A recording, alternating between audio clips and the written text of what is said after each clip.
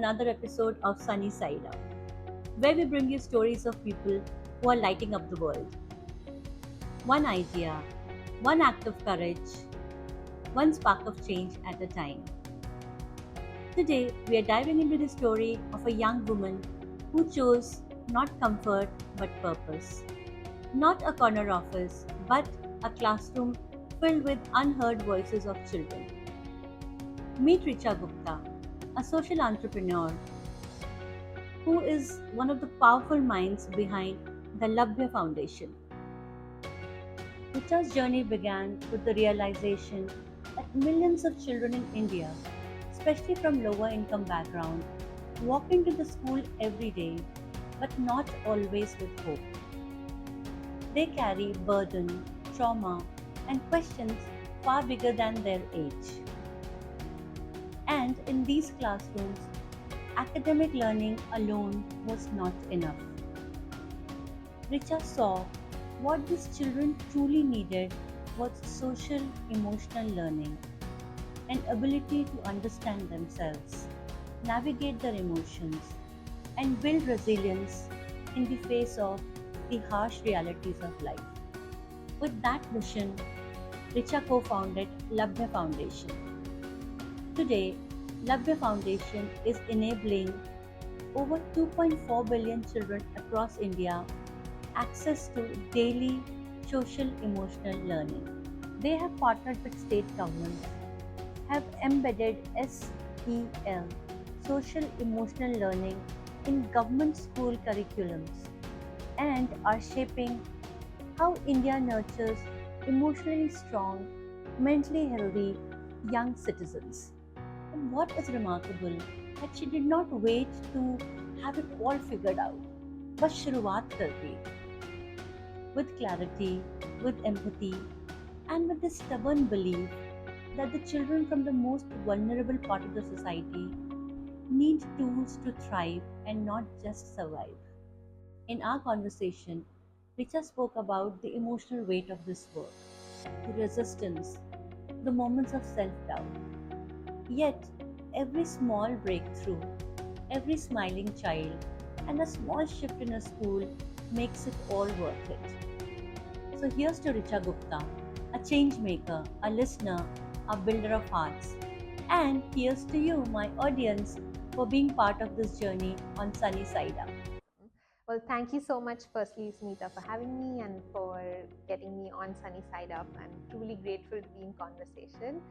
I'm Richa. I'm a teacher turned entrepreneur, and I currently run Labhya. We're an India-based nonprofit.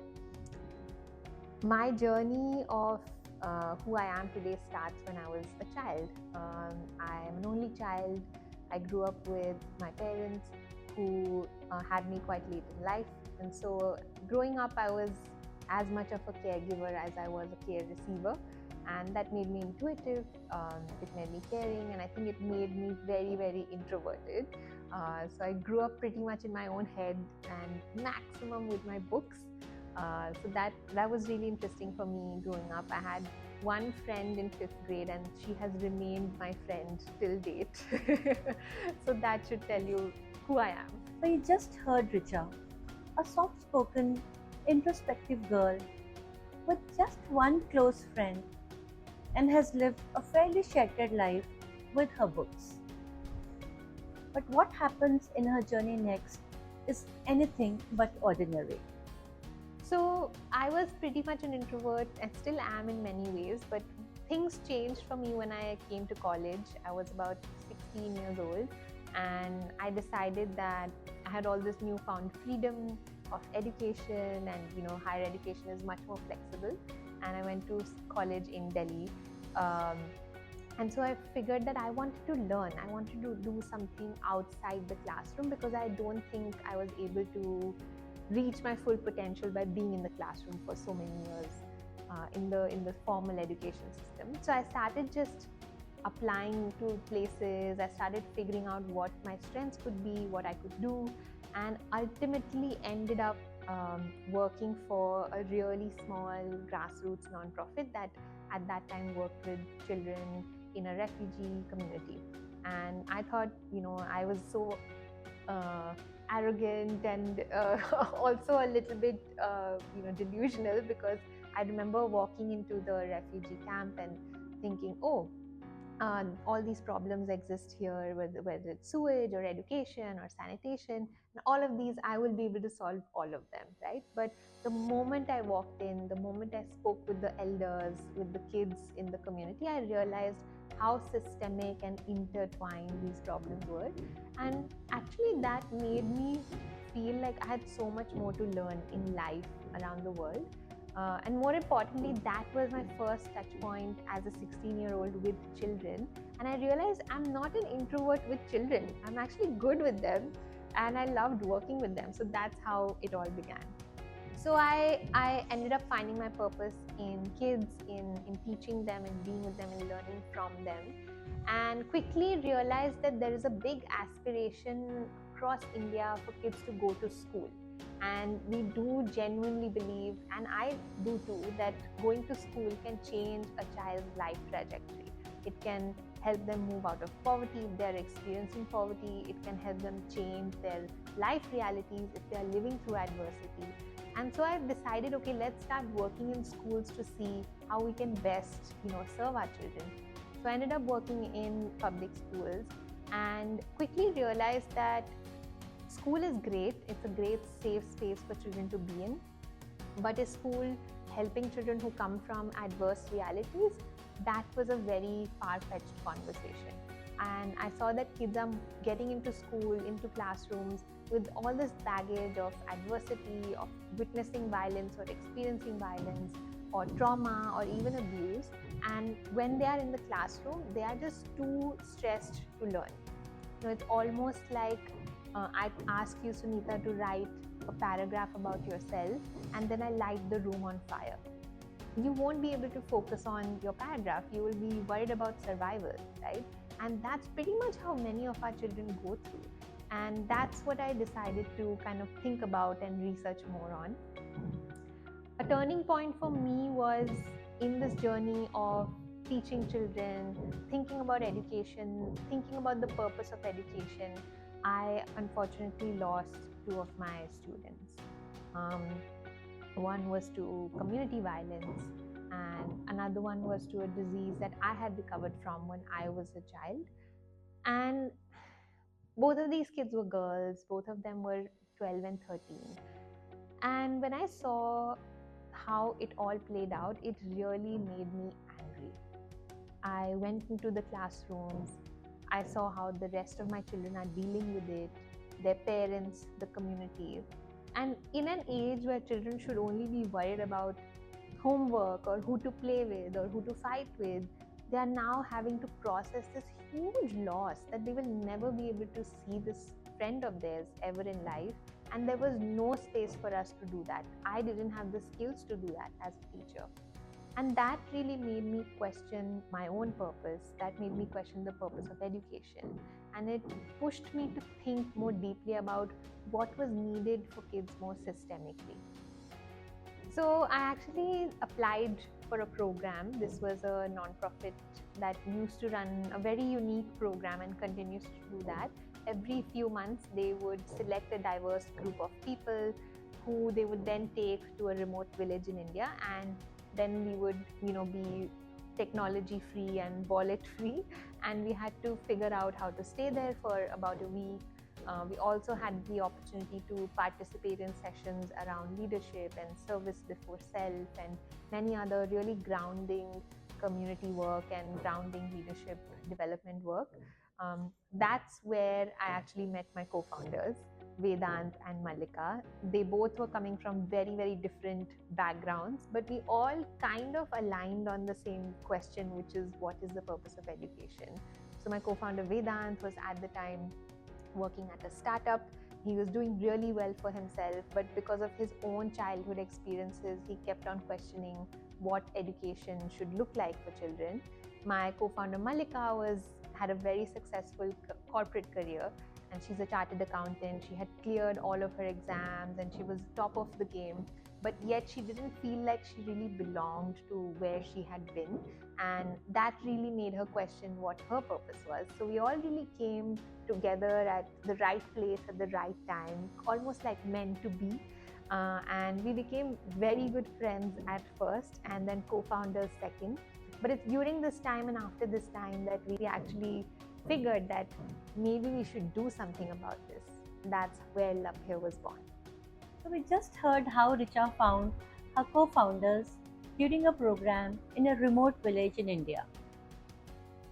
A chance meeting almost felt like to be destined, and from that serendipity was born Labhya. But let's get real. To start something with one's heart is one thing, but to make the world believe in it is another. For these three young individuals whose heart was filled with passion, but with limited resources, the road ahead wasn't smooth. So I asked Richa, what did it really take to bring this dream to life? How did they move from a vision to action and eventually to impact? Let's dive into the real story now. The hustle, the hope, the hard work behind Labhya's beginnings. So it was very, very difficult for us to get get this going for the first few years. When we started, my parents, it was very difficult to convince my parents that this is something I want to do full time. Nobody in my family has taken such a route of social entrepreneurship. With Vedant as well, I mean, his family didn't understand why you would leave a well-paying job, a startup that's doing so well. Why would you leave that to do something like this full time? Vedant was also the first person to come in full time at Labhya, and Malika also had similar realities that she had to deal with, and she also had to financially support her family. So there were a lot of doubts, a lot of family drama, and lots of things that led to where we are today. Ultimately, we knew that we had to take action. I think that was the first thing that united us. So we started by going to schools and telling them that we want to work with children in your school. Can we come? And we don't want to teach them math or science or English. We just want to listen to them. That's all we wanted to do.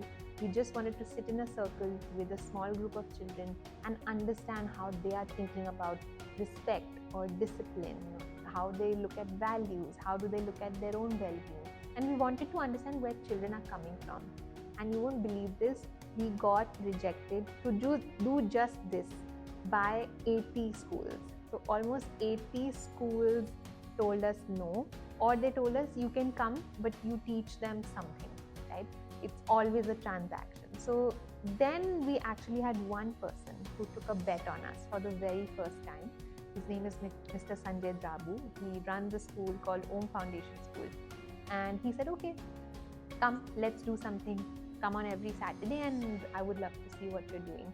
And that's where Labhya actually started. So we used to go, we had a small group of volunteers who also came with us, and we would sit with children, we would talk about values, we would really discuss what it truly means for children to be well and where are they drawing their energy. And that's where Labhya slowly started to begin. So when we started Labhya, we started looking for a name, especially when we started working with children. And we went through multiple names, all kinds of abbreviations and acronyms. And one word stuck out. So this was a quote, a Sanskrit quote, which is Naimatma Balheen Labhya, which basically means success cannot be achieved by the weak.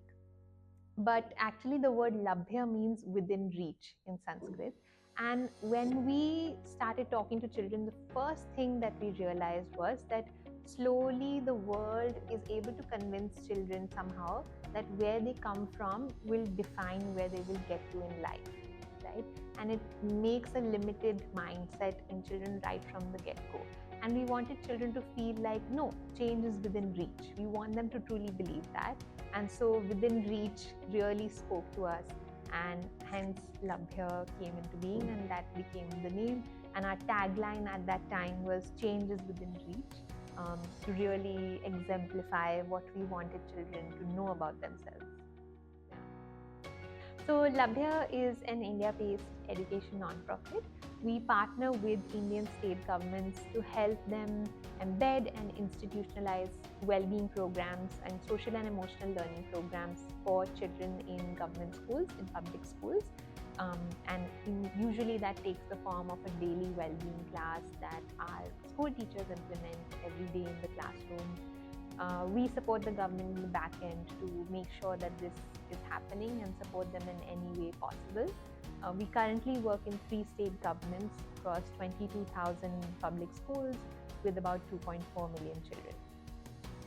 Like with any entrepreneurial story, one of the toughest challenge that an entrepreneur faces is of scale.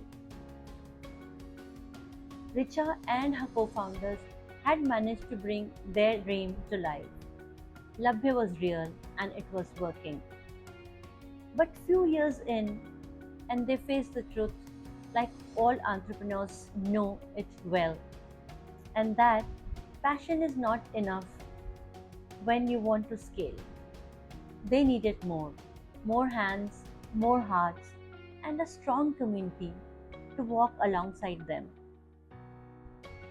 And that is when they took a leap of faith and went global, making themselves open to international collaborations, different perspectives, and wider support system that elevated Labhya to where it is today. Let's hear from Richa about this bold shift and how it changed everything. When we were thinking about building Labhya, जब हम बच्चों के साथ काम कर रहे थे, तो कुछ चीज़ें हमें क्लियर हो रही थी आपस में एज अ वैल्यू सिस्टम.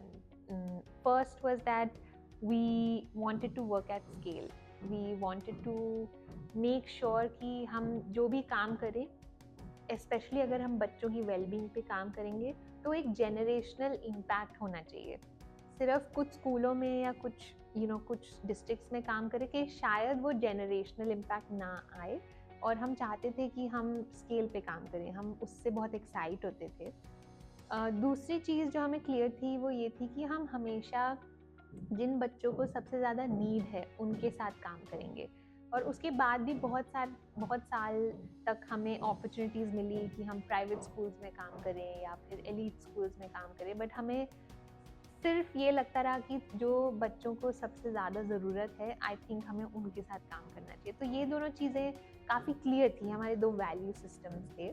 लेकिन इंडिया में हमारा सबसे बड़ा एडवांटेज ये है कि सरकार सबसे बड़ी चेंज मेकर है और सरकार के साथ काम करना एक बहुत अच्छी अपॉर्चुनिटी हो सकती है अगर हम अच्छे इंटेंशन से जाएं तो. So that's how Labhya's big moment came about. Our first big moment was when we got to partner with our very first state governments, and they took a bet on us. So they took out an advertisement, and it talked about how they wanted children to be both equipped, not just academically, but also non-academically and non-cognitively. And we just applied. We didn't know हमारा होगा नहीं होगा. We were so young. हम तब तक register भी नहीं हुए थे, पैसे ही नहीं थे पूरा रजिस्ट्रेशन कंप्लीट करने के लिए. तो फिर भी हमने अप्लाई करा और हमने देखा कि चलो देखते हैं आगे क्या होता है. And surprisingly we heard back. तो हमें पता चला कि from over 2,000 applications globally, they had selected 26 organizations and individuals to come and just present the program to the team, the education team in the state. And we said, okay, let's do that. हम गए, हमने honestly बोला कि हम 300 बच्चों के साथ काम करते हैं, हमें इन 300 बच्चों के नाम सब कुछ पता है, हम कोई बहुत बड़ी संस्था नहीं है, बट हमारे पास एक इंटेंशन है, हम सीखना चाहते हैं, हम अनलर्न भी कर सकते हैं और हम रीलर्न भी कर सकते हैं. और यही हमारी स्ट्रेंथ है और हमें पता है कि बच्चों को क्या चाहिए. And somehow they saw value in these 3 foolish young people who were audacious enough to pitch to them, and we became part of a consortium that then designed that program. It turned out to be really well. It was a daily class, and it was launched a couple of months later across the whole state. We were able to reach 12 lakh children. Overnight, we went from 300 children whose names we all knew to 12 lakh children with teachers. We collaborated, we learned from teachers जिनके साथ मिलके हमने curriculum बनाया, mindfulness, storytelling, ये सब सीखा. And I think our biggest learning was in that whole moment was how to work in larger systems and how to make yourself useful, because in the government setting nobody needs to trust, like they have no business trusting a 19-20-year-old person, right? So how do I be useful? How do I make sure that I'm adding value? How do I make sure that we are constantly aligned to the purpose of children's well-being? I think ये सब बहुत कुछ सीखने को मिला. बहुत सारे funny stories भी हैं.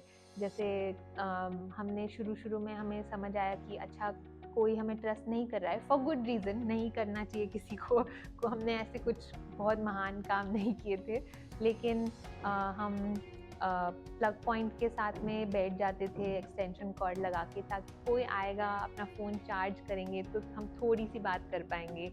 तो ऐसे कर करके धीरे धीरे कर करके हमने सीखा. So we ended up, continuing to work with the government. We still do, and we ended up scaling to another state who was very, very interested in taking up the program. So we were seeing a lot of momentum on the ground for the work that we were doing, and it was still just the three of us and a couple of volunteers. But what we also saw on the other hand was that it was becoming very difficult for us to convince the philanthropy side in India for the work that we were doing, for multiple reasons. We were young entrepreneurs, I was very inexperienced, and also mental health and well-being in general was not a very open topic that was openly talked about back then. And so we saw that we needed to build a community of supporters, of champions for the work that we did, but perhaps the starting point that we had chosen was wrong. And then the idea sprung that why not we look at a global community of supporters, of champions who can take a bet on us. But we had no social capital to begin with. We were not working in some high-flying jobs before this. We didn't have friends in very important places. And so the idea was, okay, what about we use education, which was always our go-to option. So we all decided and we said, okay, one of us has to go to grad school, and it has to be abroad, and it has to be the best place, and then we will start building a community outside. And it happened to be me that the two of them chose to do this, and I didn't mind. We applied, and I had the opportunity to study at the Harvard Graduate School of Education on almost a full scholarship. And it was a huge privilege to not only be able to go there and study and learn, but also to find a community of like-minded people, of people who are also entrepreneurs, who are trying to do something in well-being, people who I would have not met with otherwise, and people who also support that kind of work. So in university, I got to meet my mentor, Professor Fernando Rimas, who teaches at the Graduate School of Education. And he really pushed us to think more deeply about our programming, what we are doing with kids, our impact, how we are measuring it, but also about entrepreneurship and how to become a better, more holistic entrepreneur and leader. And through the community at Harvard, the Harvard Innovation Labs, I was then able to build a community alongside with my co-founders of people who supported us and who helped us do the work that we do now. So that was really the foundation of supporters that we received. And now Richa is back from Harvard with new perspectives, global exposure, and a renewed purpose. With Labhya emerging as a frontrunner in the well-being and social emotional learning space. I wanted to ask her, what does leadership mean to her now? Not just as a co-founder or a change maker, but as a young leader who has grown through the journey, faced resistance, built things ground up, and impacted millions. Her answer was honest, grounded, and full of quiet wisdom. Let's hear from Richa her perspective that she lives and not just defines. Leadership for us at Labhya has changed many shapes over the last many years. It's also because as we run Labhya, we are also growing up. So we have really grown up with our baby in that sense. Uh, it has been tough to be a young leader in the work that we do, because in the initial years, and even in some cases, even now, it's not uh, helpful to be a young person and to be a young, ambitious person. It's very counterintuitive to many people for supporting us. But we also have found people, so many people in India and now across the world, who believe in us, who believe in our audacity, who believe in our agility, who see our personalities as a strength rather than a weakness or a risk. So I think it's been wonderful, but it's also been very, very challenging. Over the years, we've also built a team of almost 200 people now, and most of us are young, below 30. Most of us have some proximity to the problem that we are solving, right? Either we have experienced adversity as children, or we have worked with children who experience adversity. And I think the common thread in all of this has been taking action. And I think if I had to simmer down what leadership for us means, what leadership means to us at Labhya, it is taking action, not just speaking, not just saying, not just complaining, but actually just taking action, which is something that we also did, which is why we went in heart first into solving this problem. So that's what leadership means to me. All right, we've been on quite the journey with Richa so far, from remote villages to global stages, from heartfelt beginnings to large scale impacts. But now let's hit a pause on the serious stuff and have some fun. I threw a quick rapid fire round her way, and you will see behind the composed changemaker, there's still a girl who lights up at the mention of ice cream and Diet Coke.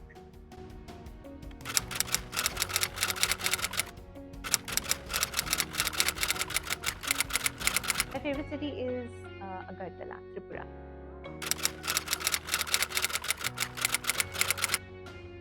Group traveler.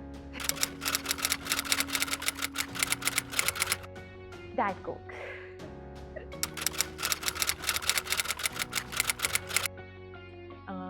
Ice cream.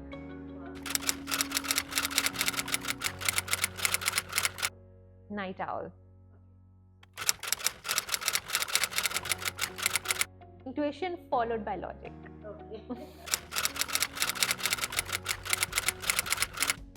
Spending time with friends and family. As we neared the end of our chat, I had one final question for Richa. What's next? What are her future plans for Labhya? And what is the dream that she's nurturing for herself? Future plans, yes. So we have an audacious goal, which is to impact 30 million children by 2030. We currently work with 2.4 million children. We are just moving into a new state. By the end of this year, we'll be working with 9.4 million children every day through a daily well-being class. And so that's the big ambition, to impact 30 million children by 2030. But the larger movement that we are creating is more important. We are really trying to build a global movement for children's well-being. And how will we do that, right? The first is to, of course, continue to work with our government partners and support them in any which way possible as they continue to own the well-being piece for children. And this is through curriculum, this is through ensuring that the daily well-being class is implemented, supporting teachers, making sure that well-being becomes a core priority for children's education in India. The second is by ensuring evidence. So actually, when we started to scale up here, we realized that many people still feel like mental health is a very fluffy, immeasurable, mushy kind of subject. So of course there is the taboo, but even beyond the taboo, it's something that people think of is very qualitative, which is not true. Mental health can be measured. Children's well-being can be measured. We can hold ourselves accountable to outcomes. So actually, over the last 2 years, we are conducting the world's largest research study on children's mental health and well-being, and we're already seeing promising early results. So the next 5 years is to ensure that we continue to rigorously evaluate our work, put the data out there to make it more measurable, make it more tangible, so that people can start owning up to this data and people can start taking ownership and make it a priority. The third thing that we need to do is continue to build a community within India and even outside of India towards children's well-being, that's of supporters, of advocates, of people who want to support this work but also do the work in their own way, in their own geographies. So that's the third thing that we will have to do to make sure that when we think about education, we of course think about children reading better or doing math better, but we also think about them being happy, them being well, them being less stressed. So that is our mission. And of course, I couldn't let her go without asking any last words, especially for those dreamers out there and the ones who are unsure where to begin. Her message was simple, powerful, and straight from the heart.